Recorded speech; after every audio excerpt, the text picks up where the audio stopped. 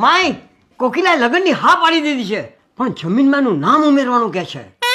લગ્નની હા પાડી દીધી તો બહુ જોરદાર વાત કહેવાય, પણ તમે હાહુનું નામ જો જમીનમાં ઉમેરી શકતા હો તો આ જમાઈનું નામ ન ઉમેરી શકો? અમને ઈચ્છા ન થતી હોય કે અમારી હાથ બાર થાય, અમારા હાથના દસ્તાવેજમાં નામ આવે? સમાજમાં એક મિસાલ કાયમ કરો કે હારાએ જમાઈને જમીન વાળો કરી દીધો. વગાડી જો ડંકો સમાજમાં. થઈ જશે જમાઈ. વાહ! અને તમે જે આ પાત્ર ગોત્યું છે ને, માની ગયો, તમને માની ગયો. તમારા લગ્નમાં પેલો ઠુમકો હું જ મારે, અને ઈ તે કાલા કાવા કાટ ખાએગા, સચ બોલ કાલા કાવા કાટ ખાએગા. જમીનમાં તમારું નામ ઉમેરાણું તો આપને દિલથી ખુશી થઈ. કોઈ પણ જગ્યાએ બેન દીકરીનું નામ જમીનમાં ઉમેરાય, ત્યાં આ છે ને લાલો 1 કિલો 50 વેચી નાખે. પૂછો પપ્પાને. અને પપ્પાએ રાજી ખુશીથી મારું નામ જમીનમાં ઉમેર્યું છે તો તમે પાછા વિરોધ નહીં કરતા હો. હલો પપ્પા, તમારી મસાજ થઈ ગઈ, આવી જાઓ, તમને તેલ નાખી દઉં. હાલતા ચાલતા ગમેના નામ ઉમેરશો ને તો અમે કાંઈ બંગડીયું નથી પહેરી. આજ કોક બાયનું ને રિક્ષાવાળાનું નામ ઉમેર્યું, કાલ કોક કામવાળીનું નામ ઉમેરશો. તમને તો ઈ સ્ટીલના કીડા પડવા જોઈએ. હા હુંમાં, તમારામાં મને સત દેખાય છે, સત. એટલે આ ઘરની અંદર તમે હાહુ બનીને આવ્યા, સમજો.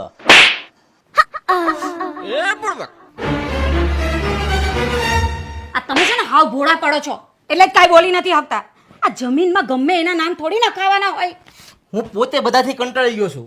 એકવાર મને મારો ભાગ મળી જાય ને પછી જાય બધા દુઃખના. જો જમીનમાં બધાના નામ ઉમેરાતા હોય ને તો મારું એ નામ ઉમેરવું જ પડશે. હું પણ આ ઘરની વહુ છું.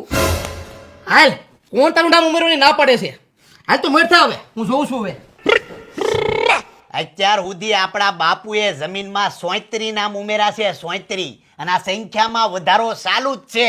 અને જો આમ ને આમ રહે તો આપણા બધાના ભાગમાં 14 રૂપિયા આવશે. તો આનો રસ્તો હું? લાલજીને પૂછી તો. પાડી પાડી, તારા લાલજીએ જ બધી હોળી કરી છે, તને ગળદો મૂક્યો છે. કોકદી ભાઈઓનું ખેંચ, તારા ભાઈઓનું ખેંચ કોકદી મૂકી દો મને. તારો જે છે ને લાલજી, એને જ બધી હોળી કરી છે. આ વાહે નવી હોવ આવી, એના ભાગમાં 7 રૂપિયા આવશે અને એના વરના ભાગમાં 7 રૂપિયા આવશે. એટલે કોકદી ભાઈઓનું ખેંચ બધી વાતમાં હે લાલજી, હે લાલજી, હે લાલજી. જમાઈમાં વિલી થઈ ગઈ છો, ગાંડી થઈ ગઈ, ગાંડી. પાડી પાડી છો તું, પાડી. આપણો બાપ દિલદાર, જિંદગીમાં કોઈ દી આપણી હાટું એને કઈ કર્યું નથી. એટલે હવે જમીનમાં જે આવે ને એ હમેટી અને નીકળો. હવે આ ઘર છે ને પૂરું થઈ ગયું. જેને હોય એને લગ્ન કરવા ક્યાં જઈએ આપણે? અને તું પાડી છો, પાડી. જેથી ઘરમાં આવી ને તરત ગળદો મારી નાખવાનું મન થાય. કોક દી ભાઈઓનું ખેંચ, તારા ભાઈઓનું. હાલો.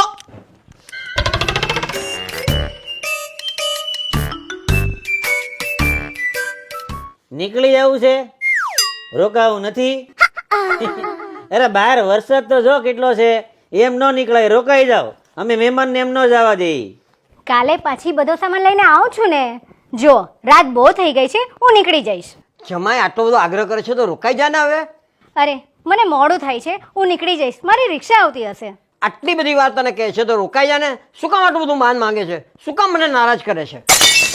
લ્યો, બાપુજીને નારાજ કરી નાખ્યા ને, માંડ હવારના દાંત કાઢતા હતા. હવે તમે રોકાઈ જાઓ પ્લીઝ, મહેરબાની કરીને રોકાઈ જાઓ. સારું, હું રોકાઈ જઈશ. બસ બાપુજી રોકાય છે.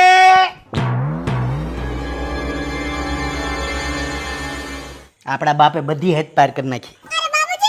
જા કે તાર બાપને કે જા જા કાં હું થયું? જા. કોકની બાઈ આપણા ઘરમાં આવે ને તો જાણ્યા જોયા વગર એને ઘરમાં ન રખાય. જા તાર બાપને કે જા જા. પણ કોણે કીધું? એ જે બાઈ આવી છે ને એ રાત આપણા ઘરમાં રોકાવાની છે. એને અટેક આવી ગયો ને તો આમ પકડી લે પોલીસ તારું ગળું આમ.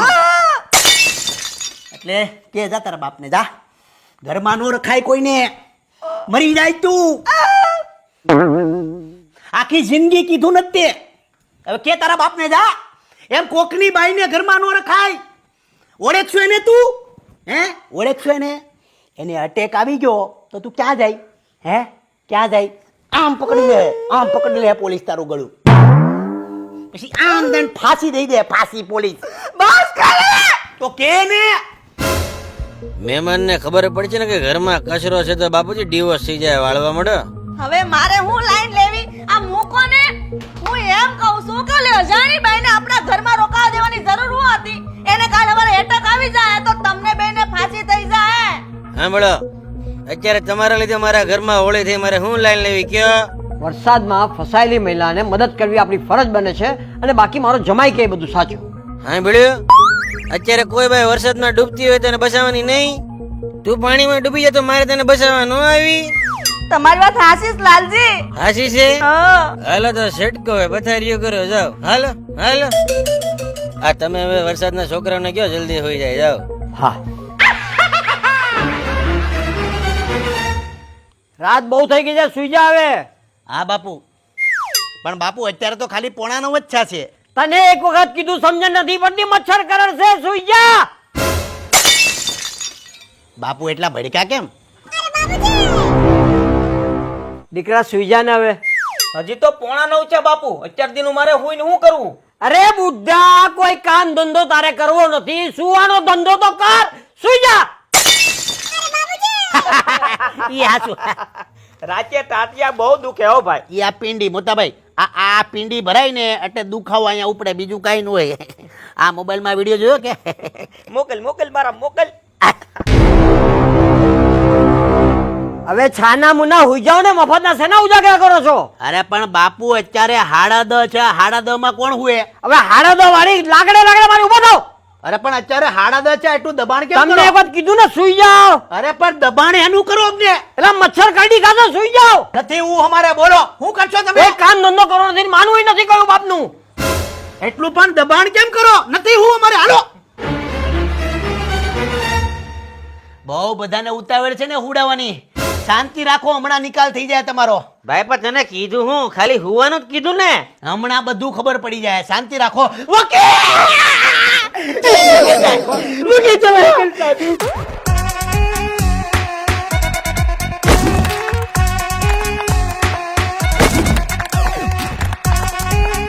જમાઈ કોકિલાએ લગનની હા પાડી દીધી છે.